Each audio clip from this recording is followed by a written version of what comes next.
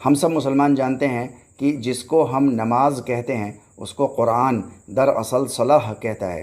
ادھر انڈین سب کانٹیننٹ میں صلاح کو عام طور سے نماز کہہ کر پکارتے ہیں، جبکہ نہ تو پورے قرآن میں کہیں اور نہ ہی کم و بیش 70,000 احادیث کے ذخیرے میں نماز لفظ ہی ملتا ہے۔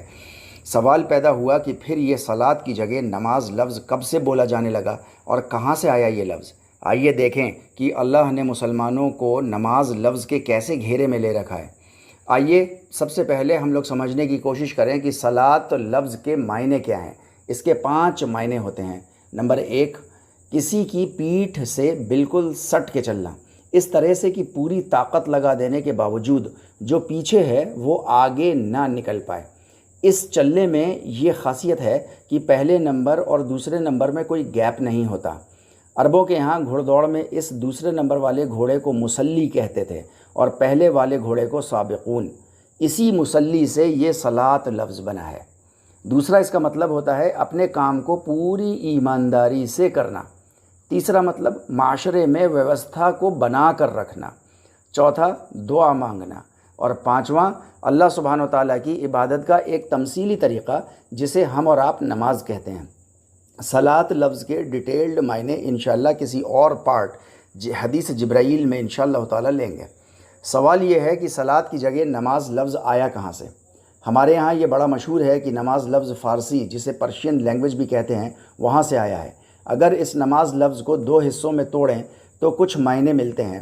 پہلا نم یعنی نمی، اس کا مطلب ہوتا ہے گیلا یا گیلا پن، اور دوسرا بچا حصہ ہے از، جس کا فارسی زبان میں مطلب ہوتا ہے کی طرف، سے، میں، اندر، حرص، لالچ شامل۔ نم پلس از کا مطلب ہوا گیلے کی طرف، گیلے پن کی طرف، گیلے کی لالچ، یا گیلے پن کے اندر، یا گیلے سے یا گیلے میں شامل۔ جبکہ نماز میں ہم آپ جو کچھ بھی کہتے یا کرتے ہیں اس کا ان مطلبوں سے کوئی تعلق نہیں ہوتا۔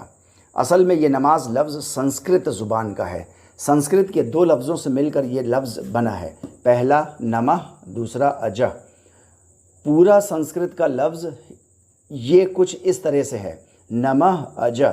نمہ کہتے ہیں نمن کرنے کو یعنی جھکنے کو، اور اجہ سنسکرت زبان میں اللہ سبحانہ وتعالیٰ کے یا ایشور کے کئی ناموں میں سے ایک نام ہے، جس کا مطلب ہوتا ہے اجنما، یعنی جس نے کبھی جنم نہیں لیا۔